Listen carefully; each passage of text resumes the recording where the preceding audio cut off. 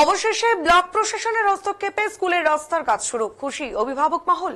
জলপাইগুড়ি সদর ব্লকের বিবেকানন্দ পল্লীর বালাপাড়া তিস্তা চর state plan প্রাথমিক বিদ্যালয়ের সামনে দীর্ঘদিন ধরে জমে থাকা জলের সমস্যার অবসান ঘটতে চলেছে। অবশেষে ব্লক প্রশাসনের উদ্যোগে স্কুলে যাওয়ার রাস্তার মাটি ফেলার কাজ শুরু হয়েছে, আর তাতেই স্বস্তির নিঃশ্বাস ফেলছেন অভিভাবকরা। উল্লেখ্য, বর্ষার মৌসুম শুরু হতেই বিদ্যালয়ের মূল ফটকের সামনে জমা জলে রোজ শিশুদের এক হাঁটু জল পেরিয়ে স্কুলে পৌঁছতে হচ্ছিল।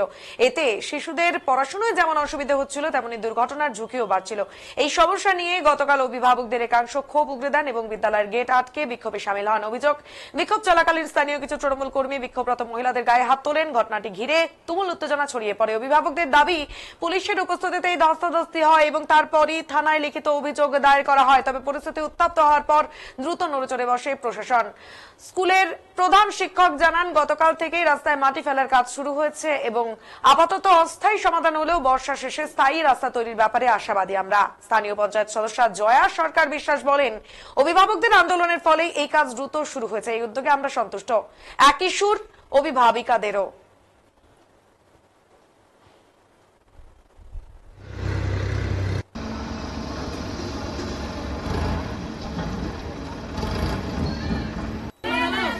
একটু আসতে, হ্যাঁ বলছি দিদি, অনেক তো ভুগতে হলো।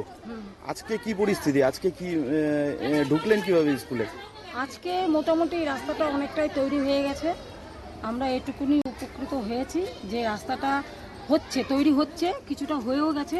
আমরা আজকে নিশ্চিন্তভাবে বাচ্চাদেরকে নিয়ে স্কুলে আসতে পেরেছি। আমাদের তো আর একটু দাবি ছিল, সেটা হচ্ছে এই যে রাস্তাটা হচ্ছে ঠিকই, রাস্তাটা উঁচু হয়ে গেলে কী হবে বলুন তো, আবার যে জল যদি আবার বৃষ্টি হয় জমায়েত হয়ে গেলে ড্রেনটা না হলে পরে জলটা বেরোনোর কোনো ব্যবস্থা থাকবে না, অসুবিধা হবে খুবই। কিন্তু আমরা খুব উপকৃত হয়েছি রাস্তাটা হওয়াতে। এতদিন তো আমরা সেই এক হাঁটু জল পেরিয়ে স্কুলে এসেছি, বাচ্চাদের কোলে করে নিয়ে খুবই কষ্টে এসেছি। তো যাই হোক, এখন রাস্তাটা হচ্ছে, এর জন্য ধন্যবাদ প্রশাসনকে আমরা অনেক ধন্যবাদ জানাচ্ছি। অনেক তো লড়াই করতে হলো। হ্যাঁ, অনেক লড়াই করতে হয়েছে। কালকে হাতাহাতিও হয়ে গেছে, অনেক কিছু হয়ে গেছে, অনেক মেয়ে ছেলেরা ইঞ্জুরিও হয়েছে। এক মহিলার শাখা ভেঙে গেছে, একজন ঠোঁট ফুলে গেছে, আর একজনের মাথা ফুলে গেছে। হ্যাঁ, অনেক যুদ্ধ করেই আজকে এই রাস্তাটা হচ্ছে, বলে লাভ নেই। অনেকটা যুদ্ধ করতে হয়েছে আমাদের গার্জিয়ানকে। যুদ্ধ করার পরেই আজকে আমরা এটুকুনি পরিণতি পেয়েছি।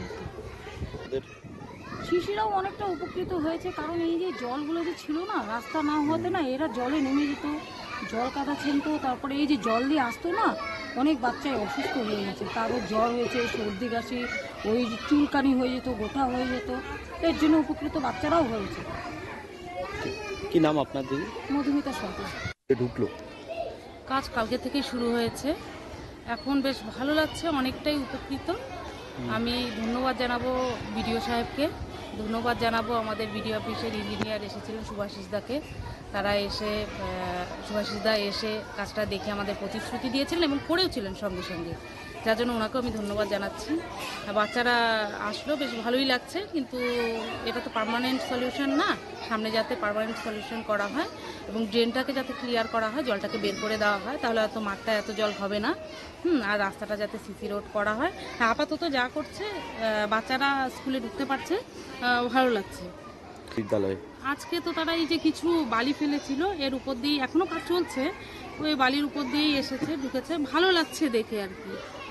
এই সমস্যা নিয়ে অনেক দিন আমি তো বলবো, এই গার্জিয়ানরা যে আন্দোলন করেছিল তারা সফল হলো আর কি। তার জন্যই ভালো লাগছে যে তাদের আন্দোলনের ফল তারা পেয়েছে। ঢুকলো কাজ কালকে শুরু হয়েছে। কাজটা অ্যাকচুয়ালি কালকে থেকে শুরু হয়েছে। কালকে মোটামুটি বেশ অনেকখানি কাজ হচ্ছে। কালকে 8টা, সাড়ে আটটা, পনেরো 9টা অবধি কাজ হয়েছিল রাত।